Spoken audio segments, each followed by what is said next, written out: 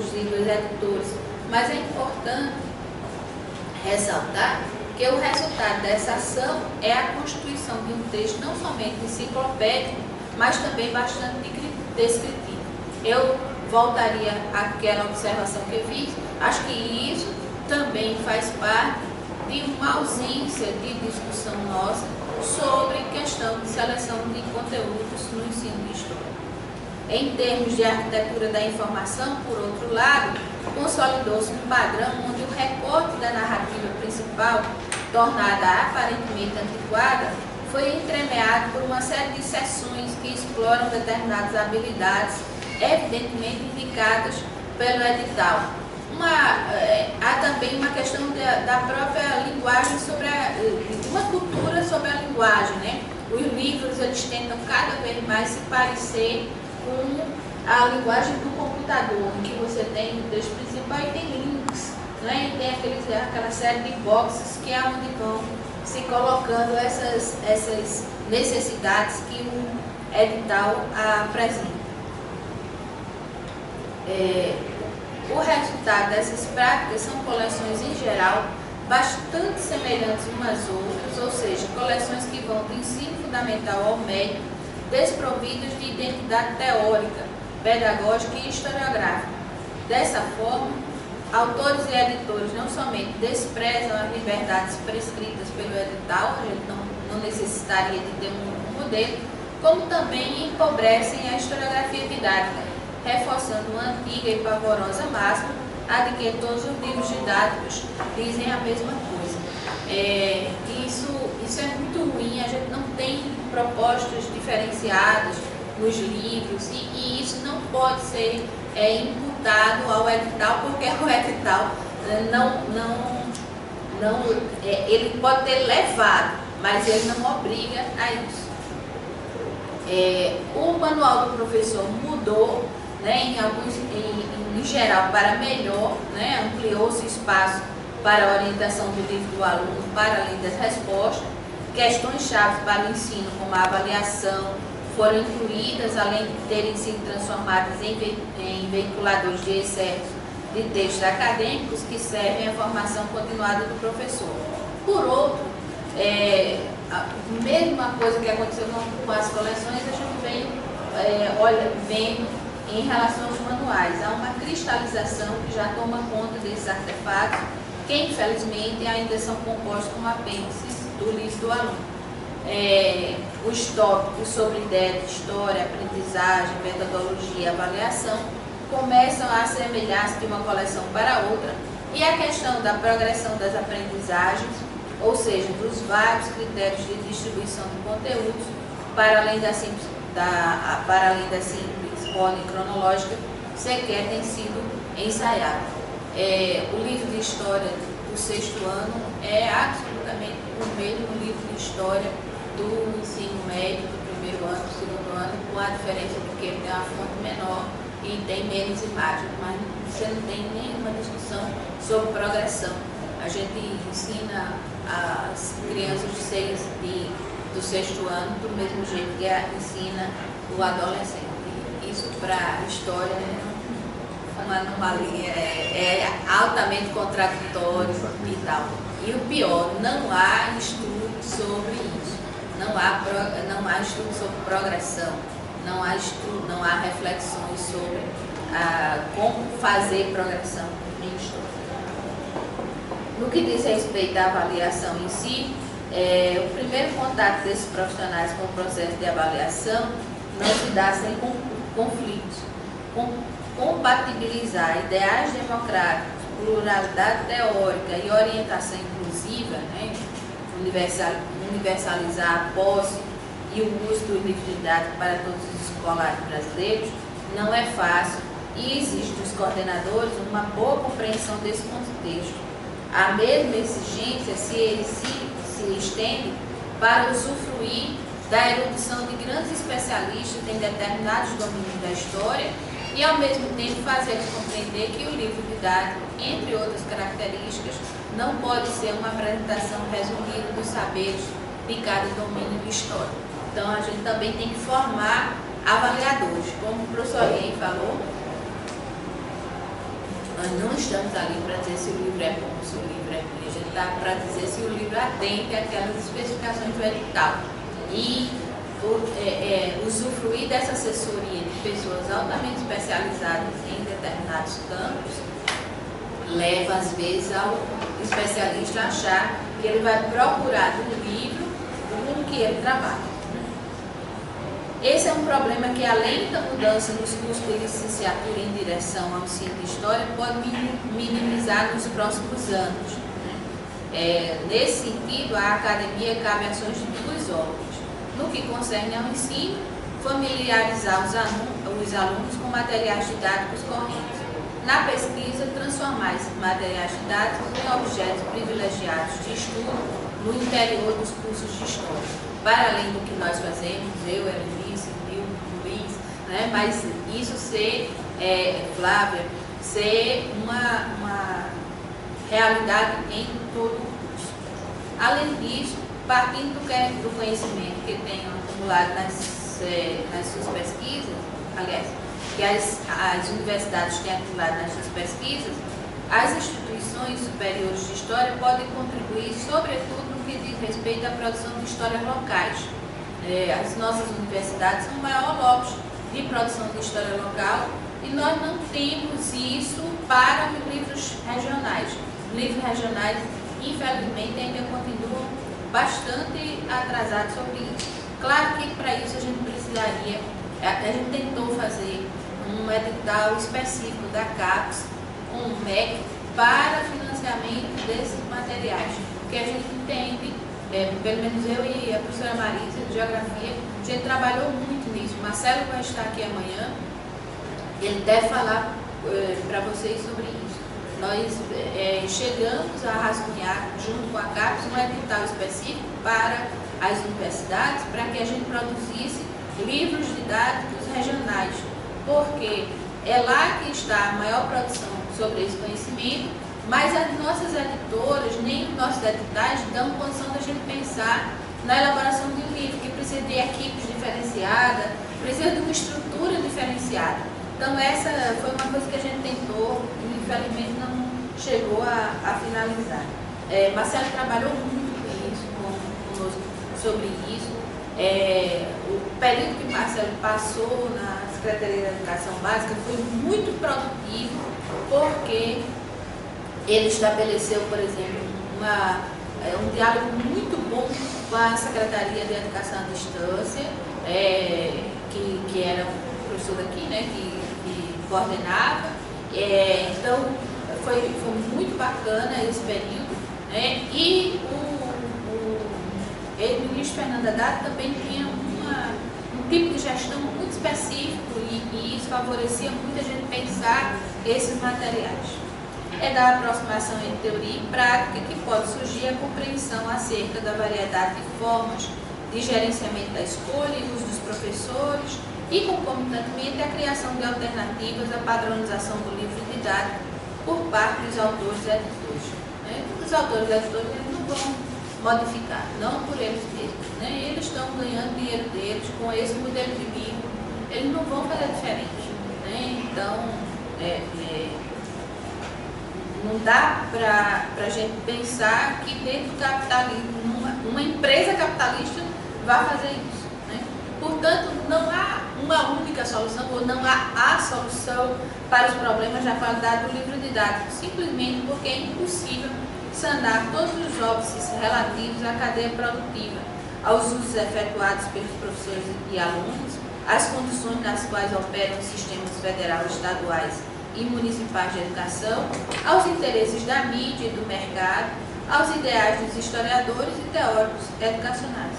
Contudo, penso que cabe, principalmente aos pesquisadores do ensino, ampliar sua contribuição em termos de produção do conhecimento. Sabemos que as pesquisas dos anos 1980 e 1990 centraram a atenção na denúncia sobre a ausência de determinados conteúdos substantivos, personagens, acontecimentos, temas, ou no tratamento equívocos a eles prestados. Elas cumpriram, dessa forma, uma prestimosa função à própria institucionalização do programa. O tempo e a mudança nas práticas educativas e nas demandas sociais, por outro lado, tem nos apresentado outras questões sobre as quais o investimento de pesquisa deve ser direcionado. Alguns são conhecidos, mas pouco explorados, outros são explorados e pouco respeitados em sua relevância. É por isso que encerro convidando-os a refletir sobre a relação do Estado versus o mercado editorial do país, os lucros de determinadas editoras e as novas configurações que elas impõem aos livros didáticos, a relação que os professores e alunos e familiares mantêm com os livros, os critérios de escolha, os modos de emprego e representatividade do instrumento no seu cotidiano, mudanças de comportamento a longo prazo, a configuração da autoria, o progressivo aparecimento do autor equipe, ou por mais estranho que isso possa parecer, os livros sem autoria, as relações edital versus livros didáticos, livros didáticos versus currículos praticados, escrita histórica de tese versus historiografia didática, sobretudo no que se refere às nossas histórias regionais e locais, mudança na legislação geral versus sentidos de conteúdos históricos, renovação do ensino médio e o apelo à integração de áreas disciplinares e principalmente a relação entre todos esses paralelismos e a formação inicial do professor de História.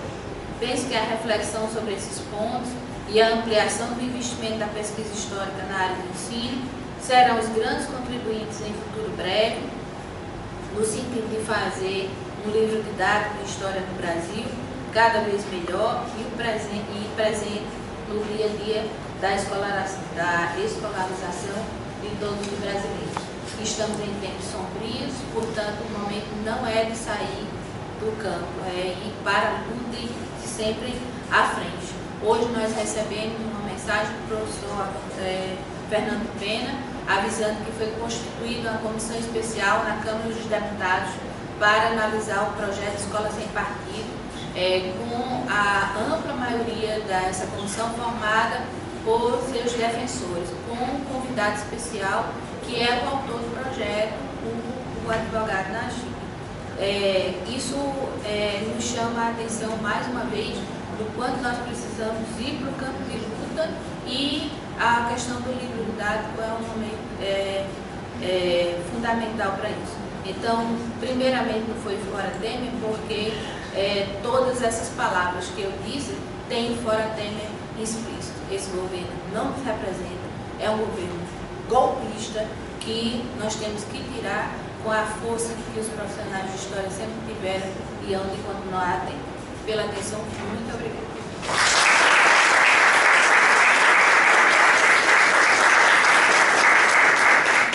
Primeiramente, segundamente, ultimamente, todos os mundos. Obrigado, Maria. Professora Flávia. Então, bom dia a todos e a todas. Eu quero agradecer inicialmente e fazer minhas as palavras dos colegas que disseram da importância desse seminário, agradecer especialmente a Helenice, que tem sido uma parceira de trabalho aí em diferentes frentes, e me sinto sempre muito bem quando venho ao Rio, não só porque é uma cidade muito linda, mas também porque sou lindamente recebida pelos colegas generosos que aqui estão. Agradeço também ao Luiz, com quem já estamos convivendo desde ontem, a Márcia, o Lu e os colegas. Também me sinto muito feliz em estar nesta mesa com a Margarida, que tem sido uma grande também parceira. Nós estamos juntos desde 2005. Às vezes a gente não tem oportunidade, né, Margarida, de dizer assim do carinho, do respeito, da amizade que eu tenho por ti. Recentemente a gente trocou um pouco no âmbito mais restrito, né, essas impressões que temos uma da outra, mas eu tenho um profundo respeito pela tua trajetória no PNLT, assim como me sinto satisfeita em estar aqui com o professor Olien, porque eu entendo que cada um de nós, cada etapa, o Luiz falou em geração, mas na verdade geração não etária, né? A geração de grupos que foram ocupando esses espaços e estão ocupando ainda, e cada um se sente um anão no ombro de gigantes que são os colegas que nos precederam e os colegas que ainda estão conosco nessa empreitada. ou colegas com quem eu estou junto nessa empreitada. Talvez fique melhor colocado dessa forma. A mim coube, pelo convite da Helenice, trazer algumas questões que dizem respeito ao momento atual do PNLD. Houve uma tentativa de compor uma mesa, né, que garantisse a historicidade, a diacronia desse processo, o tratamento diacrônico desse processo, e procurei me ater a isso. Então eu penso que eu vou escapar um pouco da historicidade e vou trazer algumas questões que têm nos preocupado nesse momento, e são questões que, em grande medida, a Margarida já anunciou. Essa questão aí da ambição de toda a história, da ausência de recorte, essa preocupação com a ausência de progressão do conhecimento nos livros didáticos, que são um mero reflexo de uma ausência de discussão no âmbito da nossa comunidade científica, dos pesquisadores do campo do ensino de história. De alguma forma, a gente já tratava isso ontem à tarde num outro espaço. São questões, são preocupações que nos assolam, que nos impactam aí nesse momento atual. E obviamente que nesse momento estar fazendo parte, integrar equipes do Ministério da Educação é um desafio.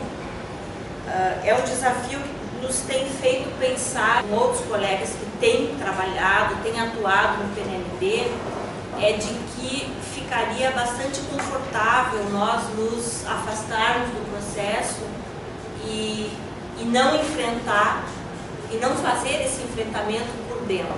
Ficaria confortável, talvez, para nós, e também ficaria confortável para aqueles que, porventura, desejem realizar alterações com as quais a trajetória do programa não compactua, ou que não são pertinentes a esse histórico e às conquistas que até aqui foram realizadas no âmbito desse programa, que é um programa de Estado, que não é um programa de governo.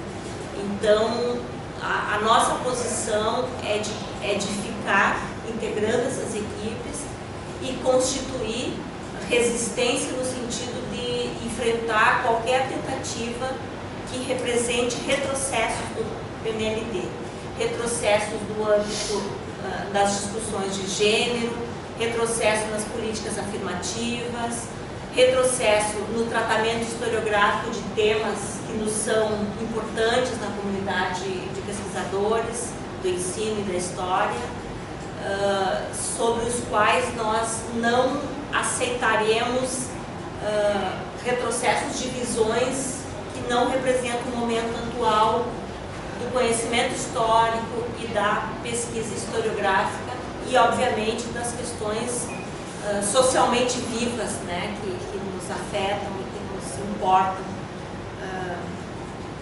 tanto nas comunidades científicas quanto na sociedade em geral.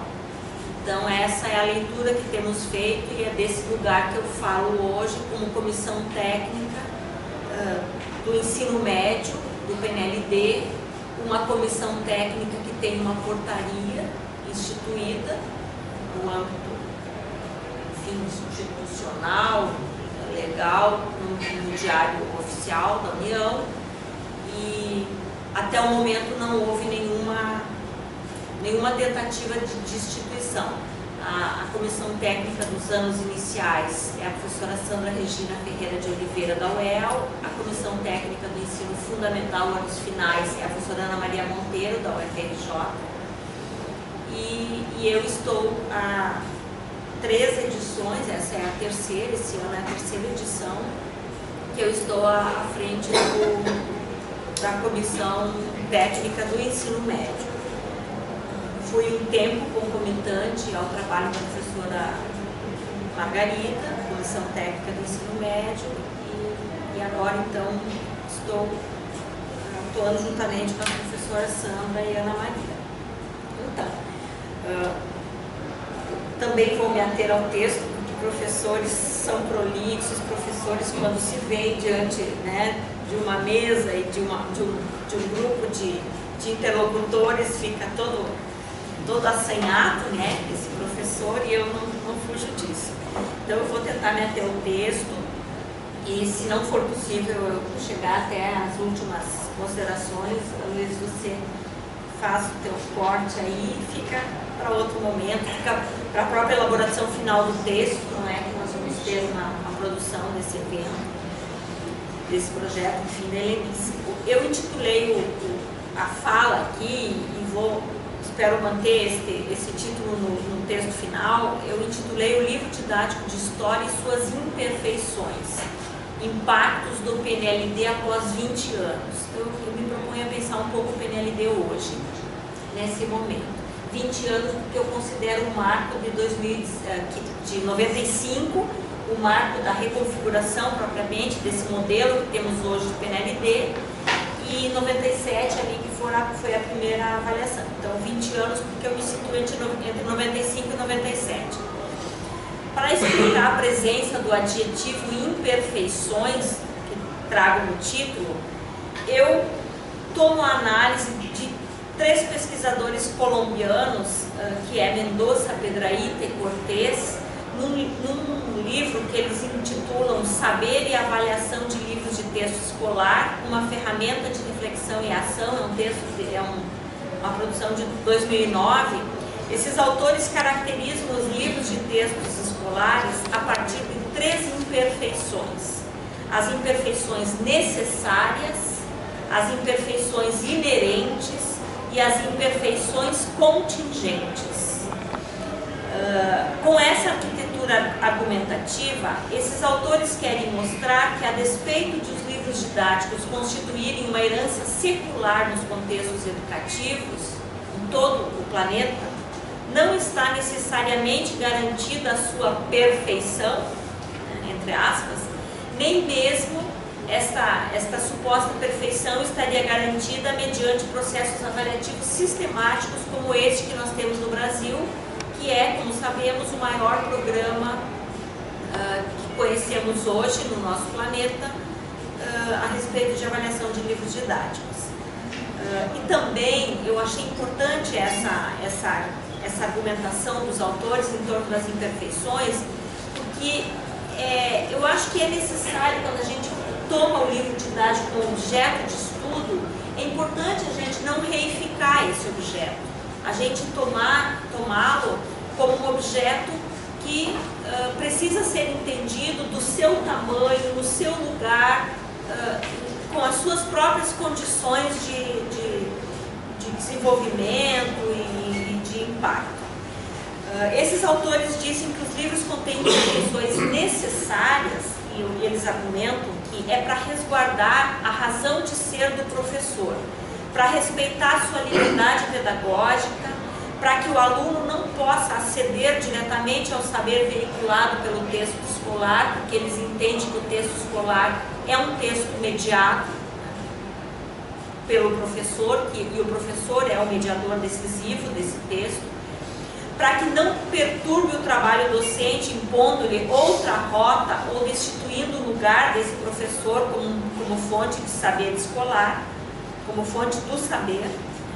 Nesse sentido, esses autores dizem que o bom texto escolar é aquele que contém, de um lado, saberes seguros e confiáveis dos quais os alunos devem se apropriar e dos quais os professores possam tirar proveito. E, de outro lado, é desejável que os livros proponham certa organização didático-pedagógica, deixando o professor relativamente livre em sua atividade. Esse é o argumento das imperfeições necessárias. As imperfeições inerentes, esses autores dizem que estão associadas à própria natureza desse material. Tais imperfeições dizem respeito à temporalidade, uma vez que a duração pode alterar a pertinência dos conteúdos, tornando-os obsoletos e destituindo-os de validade. E aqui eu apontaria um problema que a Margarida tem detectado recorrentemente, assim, de muitos estudos que parecem até estar voltando. Nós tínhamos não apareciam tanto, agora isso parece que estão retornando, que são os estudos acadêmicos, as pesquisas que tratam o livro didático a partir de seus conteúdos, então as ausências, o modo como abordam os conteúdos. Claro que quem faz pesquisa nesse lugar tem sempre de pensar que a presença, a ausência, o modo como o conteúdo é apresentado em cada momento histórico diz muito respeito ao próprio momento histórico. Então essa temporalidade tem de ser pensada, resguardada, contextualizada quando se faz análise do conteúdo do livro didático. Esses autores também apontam como imperfeição inerente o caráter fixo do livro didático, que torna mais difícil a sua capilaridade e a adaptação diante de fatores heterogêneos, como, por exemplo, as diversidades regionais, as diferenças culturais, sociais entre os alunos, as distintas competências cognitivas e os patamares de conhecimento que, mesmo dentro de uma determinada faixa etária, ocorrem, a defasagem de seriedade que está, né, sempre presente na nossa escolarização brasileira, dentre outros pontos.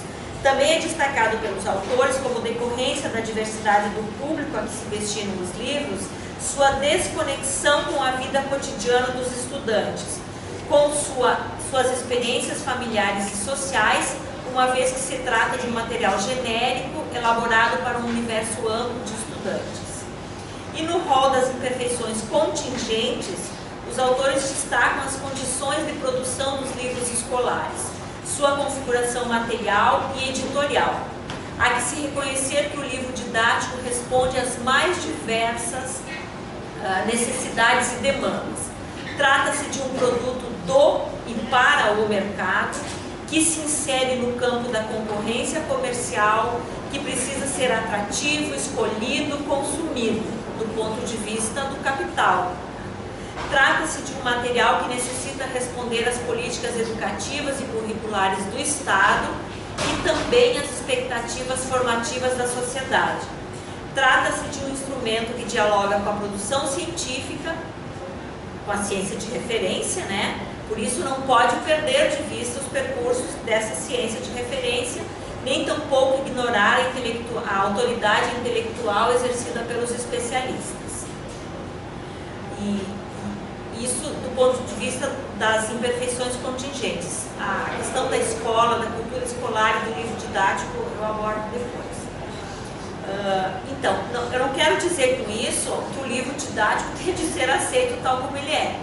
Eu estou tentando dizer com isso que, ao tomá-lo como objeto de estudo, nós temos de considerar todos esses cenários, sob pena de nós fazermos pesquisas ingênuas, pesquisas que não respondem ao que de fato, ou pelo menos a toda a categoria de elementos que estão implicados aí nessa análise.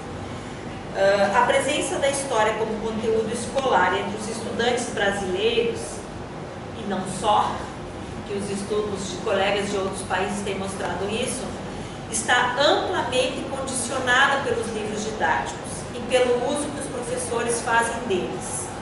O livro didático congrega características de sintetizador da cultura da escola e de suporte curricular, pois além de elemento material imprescindível de uso dos atores que intervêm nos processos de ensino-aprendizagem, trata-se, e aqui eu faço uma citação de um pesquisador espanhol, que é o Escolano Benito, trata-se de um registro de escritura que revela teorias pedagógicas implícitas, sistemas de valor vigentes nas formas de sociabilidade acadêmica, escolar e extra-acadêmica, códigos curriculares canônicos que circulam em amplas comunidades de usuários e modelos de comunicação que conformam uma completa pragmática da ação docente e dos processos de formação.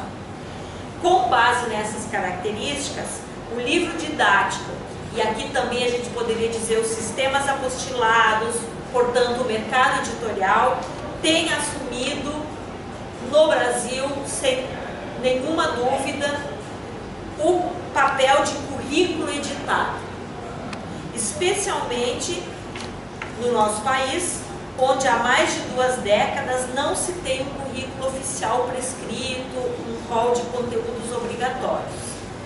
O edital do PNLD, por sua vez, ou os editais, assumem o papel de indutores de uma política pública de ensino a ser adotada em todas as escolas do país, pelo menos nas escolas públicas, mas também nas escolas privadas, porque o livro didático em geral é o mesmo.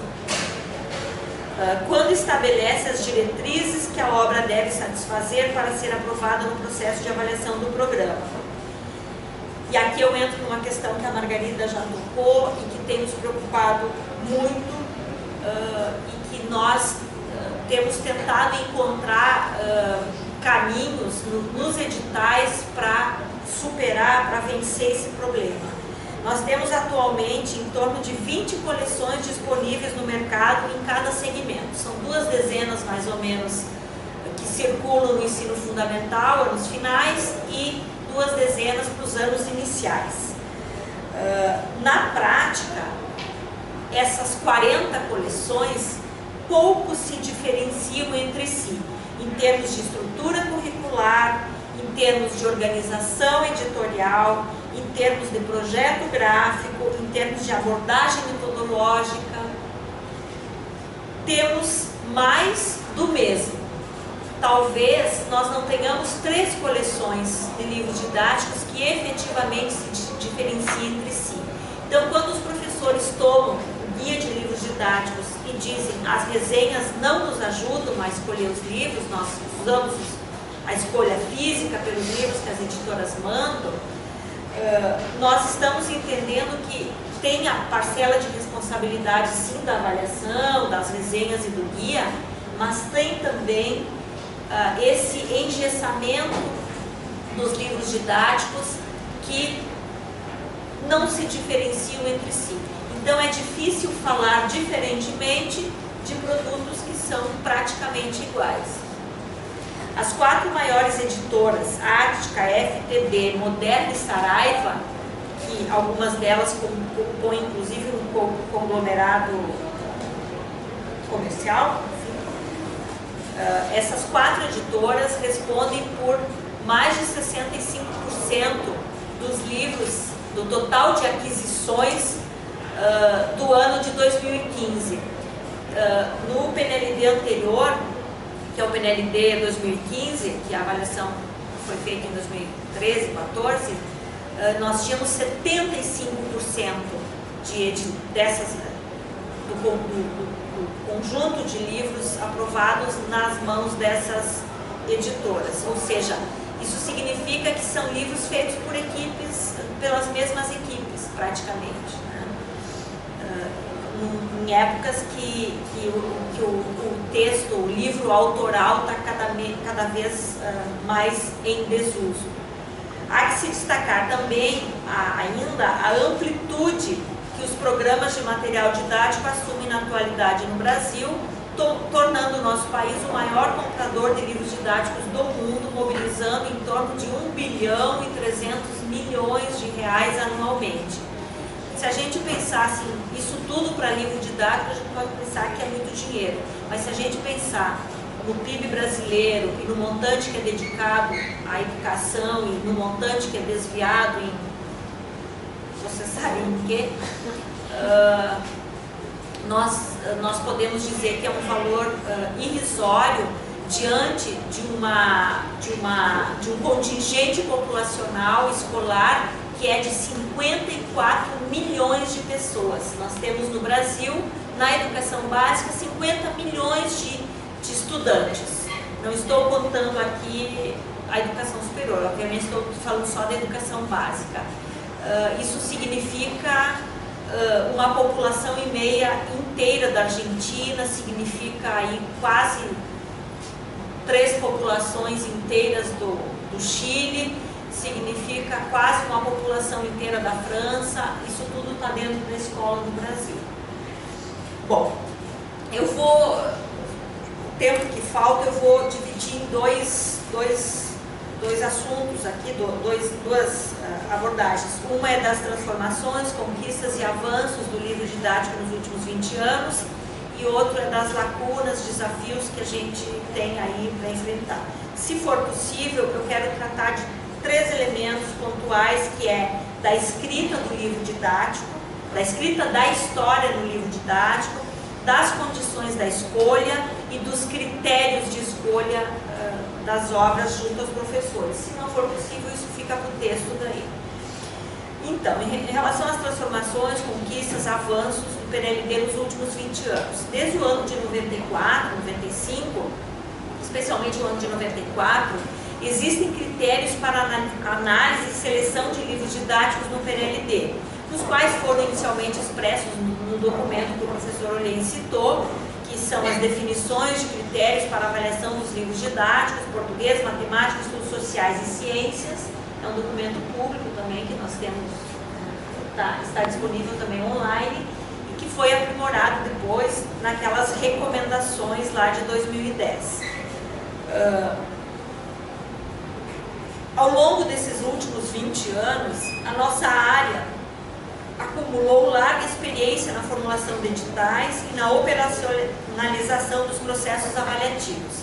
Também acumulamos questionamentos e inquietações sobre a validade e o alcance do processo avaliativo, ou dos processos avaliativos, sobre as potencialidades e limites do PNLD frente ao mercado editorial.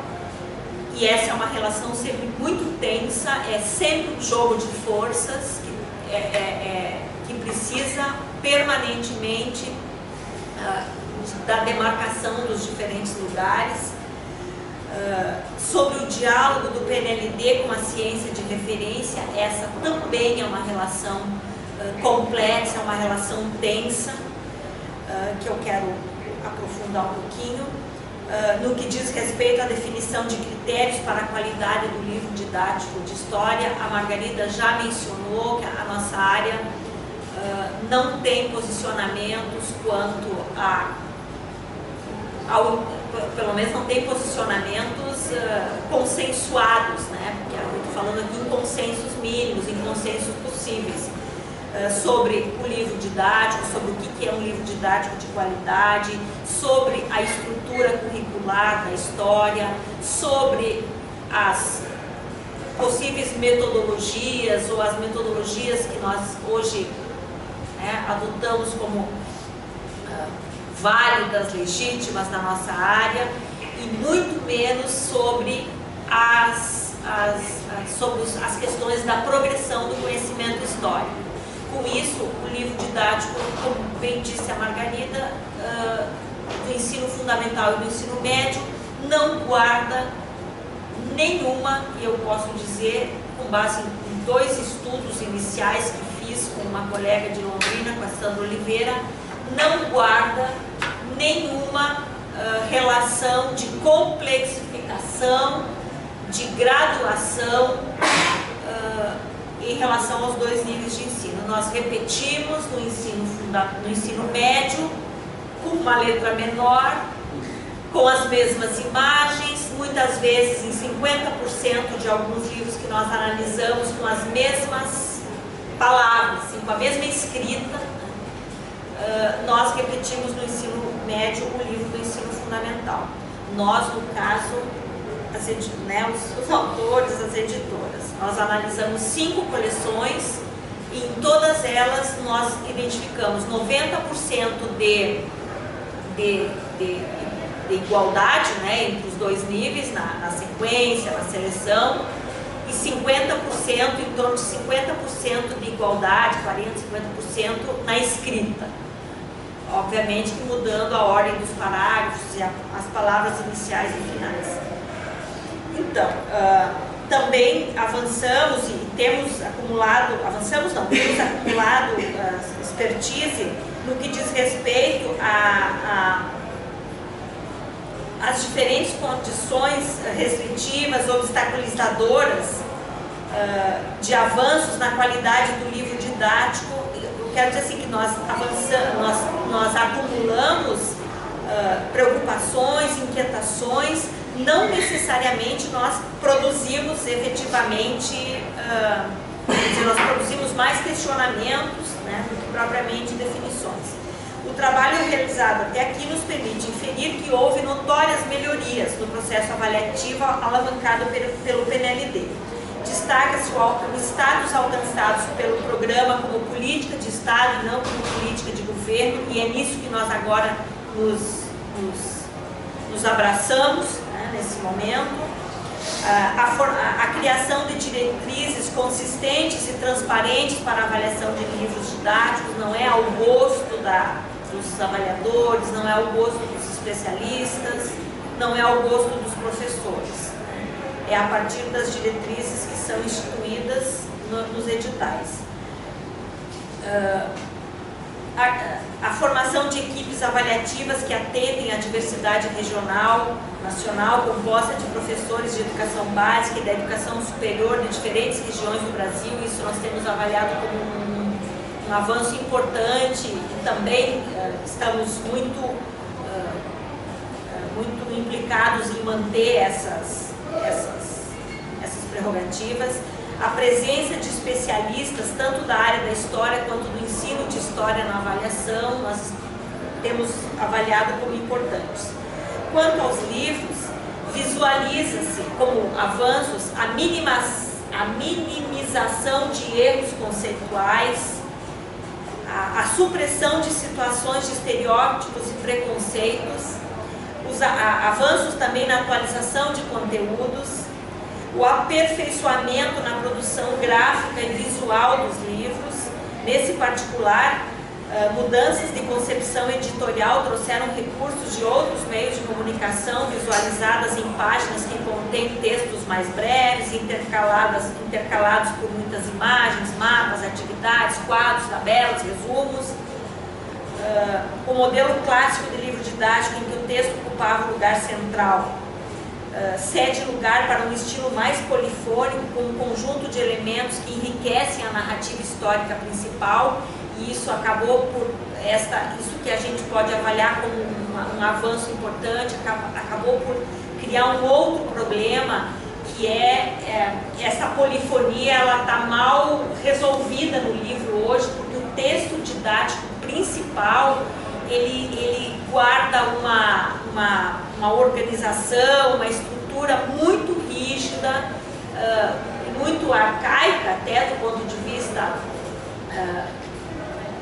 do que nós entendemos que seja a interlocução, né, do conhecimento histórico com os jovens, e larga para essa polifonia aí, para esse hipertexto, o hiperlinks, cumprir o edital na sua forma mais plena. Então, nós temos avaliado que os editais, eles precisam se debruçar, e o edital do ensino médio que está publicado agora para o PNLD 2018, ele avançou um pouquinho também nesse sentido, de obrigar que o livro, que haja um diálogo muito mais consistente, muito mais qualificado entre o texto principal e esses elementos polifônicos aí do livro.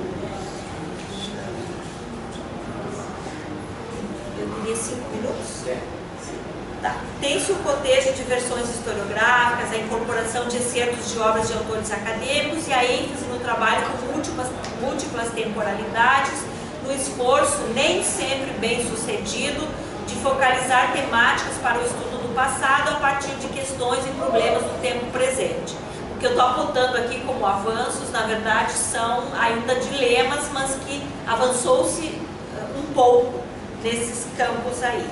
Há indicações e remissões frequentes para materiais complementares, dos suportes digitais, a presença cada vez mais constante dos temas transversais, meio ambiente, educação para a paz, violência, combate à violência, sexualidade, pluralidade cultural junto da narrativa histórica. Também ocorre o investimento mais acentuado nas orientações ao docente para o uso do livro didático, que é esse avanço no manual do professor que a Margarida colocou, e as ações afirmativas de um modo geral, também a Margarida já pontuou. Também há uma inflexão para o tratamento de fontes de uma forma mais qualificada do que tínhamos há alguns anos atrás, no sentido de tomar as fontes como elementos de investigação histórica, fontes contextualizadas e não meramente ilustrativas ou comprobatórias. Persistem, eu vou encerrar aqui, persistem dificuldades, desafios, alguns dos quais já fui colocando, e aí eu entendo que nós chegamos nos limites do diálogo com a ciência de referência, nos limites do diálogo com a formação do professor, ou seja, ou nós adentramos nesses locais de discussão, ou nós avançamos a nossa discussão